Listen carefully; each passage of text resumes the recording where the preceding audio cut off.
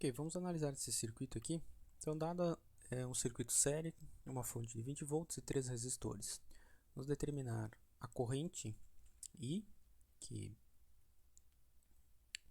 fornecida pela fonte, e os potenciais sobre cada elemento. Então, vamos chamar aqui sobre potencial V1 sobre o resistor R1, com a polaridade positiva, no sentido que a gente escolheu entrando a corrente, né, que flui por ele.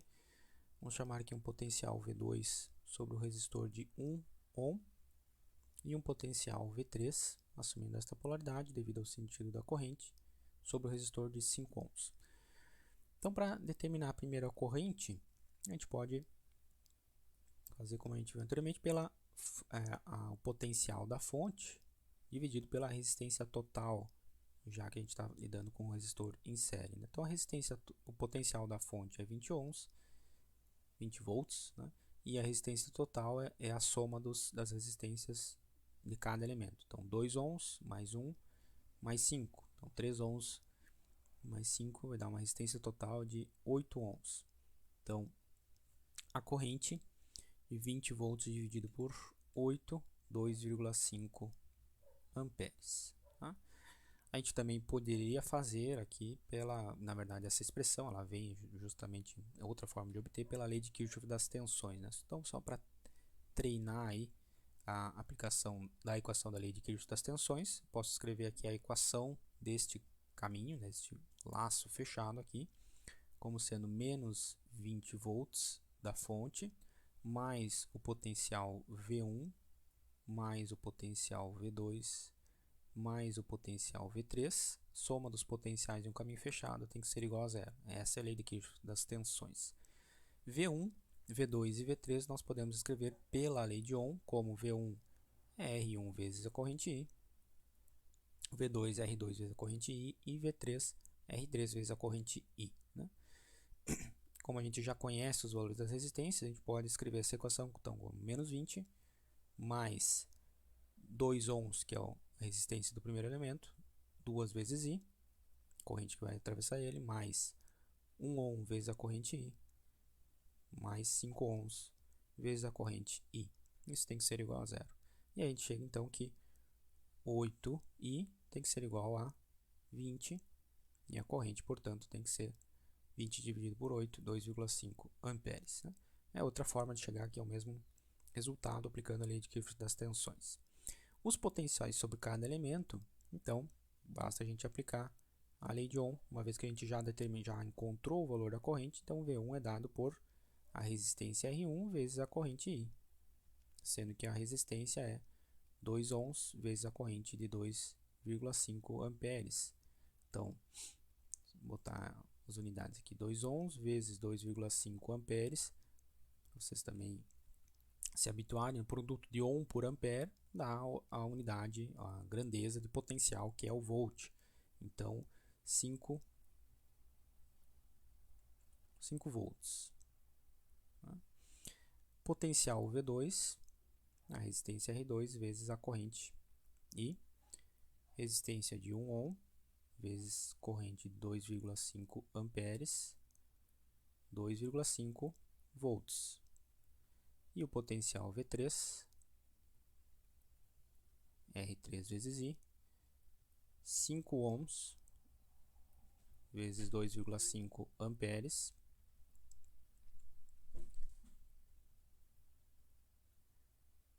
vai dar aqui 2 vezes 5, 10, mais meia vez, né? Então 12,5 volts. Okay?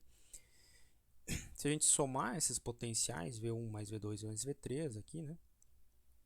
V1 mais V2 mais V3, eles têm que dar igual ao potencial da minha fonte, né? Já que é a própria lei de Kirchhoff das tensões, você tem que ser igual à fonte da tensão E. E a gente obteve aqui então 12,5 mais 2,5 dá 15, mais 5 volts dá os 20 volts, que é igual então ao potencial da fonte. Só uma forma de conferir aí se a nossa equação também está batendo com o circuito real. Né?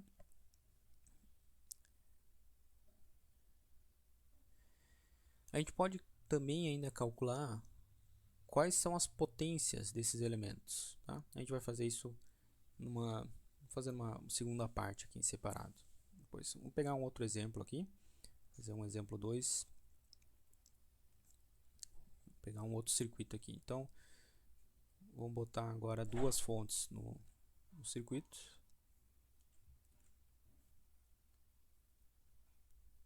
Então, temos aqui uma fonte E1,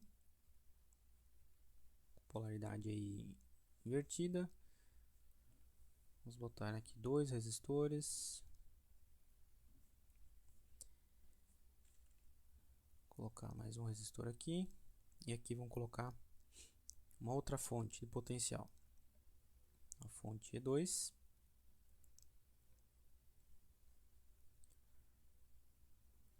Aqui mais um resistor.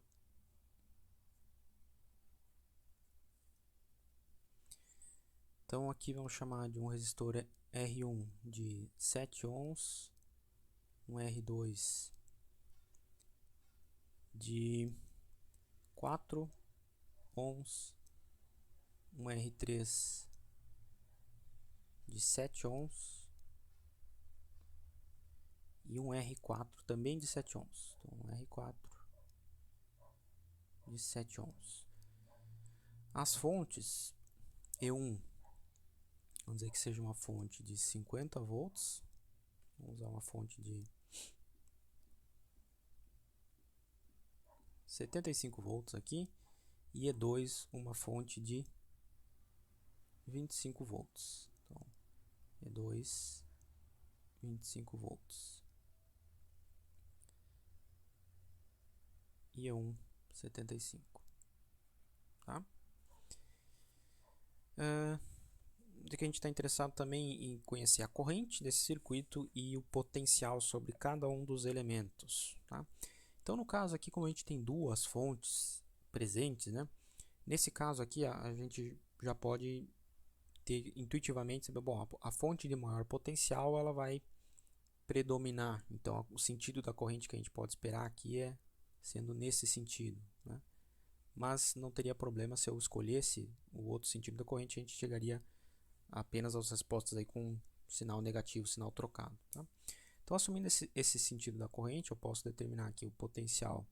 Agora vamos chamar aqui, esse aqui vai ser o potencial V4, com esta polaridade, sobre esse resistor. Né? Potencial aqui, vamos chamar potencial V3. Estou assumindo que esse é o sentido da corrente. Potencial V2 e o potencial V1. Tá? E aí, novamente, sem problema, a gente aplica, nesse caso aqui, com duas fontes, né? Mais recomendado, então, a gente aplicar a lei de Kirchhoff das tensões, para não ter erro aqui. Seguir aqui, nesse caso, o sentido, para escrever a equação, o sentido anti-horário, o mesmo sentido da corrente que eu adotei. Tá? Então, regrinha lá, a corrente está entrando pelo terminal negativo do elemento, com polaridade negativa, então eu vou escrever na equação aqui como menos 75 volts da fonte E1, mais o potencial V4. Aqui a gente está chegando pelo terminal negativo também, então menos 25 volts na segunda fonte, mais V3, mais V2, mais V1. E aí, quando a gente chegou no mesmo ponto de partida aqui, né, para escrever a minha equação, esse foi o meu nó inicial, chegamos no nó de partida pelo caminho fechado, então a soma desses potenciais tem que ser igual a zero. E aqui, as duas fontes, no caso, elas estão com o mesmo sentido na realidade, né? Da corrente aqui está entrando no terminal negativo de ambas pela polaridade que eu desenhei. Então, as duas fontes, os dois potenciais, eles estão se somando aqui, ó, estão com o mesmo sinal. Ou seja, é aquele caso que a gente viu até a aula passada, aí falamos, são duas fontes em série, elas também têm uma equivalência. Então, se a gente tem aqui uma fonte de 75 volts com esta polaridade e uma fonte de 25 volts, mesmo que elas não estejam conectadas uma imediatamente após a outra, tem um resistor entre as duas aqui, O efeito delas sobre o circuito é equivalente a duas fontes em série, que se comportam como uma única fonte equivalente de, a soma aqui no caso, de 100 volts, com esta polaridade, certo? Então, não tem problema aqui que tenha um componente, por este caminho aqui de baixo, tem um resistor, ou por cima tenham 3 resistores. Essas duas fontes elas continuam em série, portanto, elas também se comportam como uma fonte equivalente de 100 volts para o circuito, né? A gente vê isso da lei de Kirchhoff das tensões. Ela surge aqui ó, um termo da minha equação, que é menos 100, seria exatamente equivalente a se a gente tivesse uma única fonte de 100 volts com esta polaridade. Então, menos 100 mais o potencial V4. Qual que é o potencial pela lei de Ohm? V4 é 7 ohms vezes a corrente I, que flui pelo meu circuito, e assim para os outros elementos. V3 também é 7 ohms vezes a corrente I, V2 4 ohms vezes a corrente I, e V1 7 ohms vezes a corrente I. Isso tem que ser igual a zero. E aí a gente tem uma equação e uma incógnita, que é a corrente I. Somando aqui a gente tem 7 3 vezes, dá 21. 21 mais 4, então 25I é igual a 100 volts. Então I, lembrando que esse 25 aqui está em ohms, né? É 25 ohms, a resistência total do circuito. 100 volts dividido por 25 ohms, uma corrente de 4 amperes fluindo pelo circuito. Então, os potenciais V1 7 ohms vezes a corrente de 4 amperes, 28 volts. Isso aqui vai ser igual ao potencial no resistor R3 e no resistor R4, porque eles têm a mesma resistência, estão com a mesma corrente através deles, né? Então V1 é igual a V3 e V4. E o potencial V2, então, é 8 volts. Opa, corrigindo aqui, né, pessoal? V2 potencial sobre o resistor de 4 ohms vai dar 16 volts, né? É a resistência de 4 ohms vezes corrente de 4 amperes. Isso ainda é 16 volts, não 8, tá? Duas fontes em série, a gente tem uma equivalência, elas vão se comportar como uma única fonte equivalente. Se essa fonte aqui ela tivesse o sentido, a polaridade dela fosse contrária, né? Ela tivesse esta polaridade, aqui o que aconteceria? Seria um termo de menos 75 volts mais 25 volts, que apareceria, que a gente estaria chegando aqui, né, pelo terminal positivo. Então, na equação da lei de Kirchhoff das tensões, teria um termo mais 25, e a fonte equivalente, então, seria de menos 50 volts, ou seja, a equivalência das fontes, aqui seria uma fonte de menos 50 volts, ou 50 volts com esta polaridade. Tá? Então, lembrem aí da equivalência, ou da simplificação de fontes também, quando a gente tem fontes em série.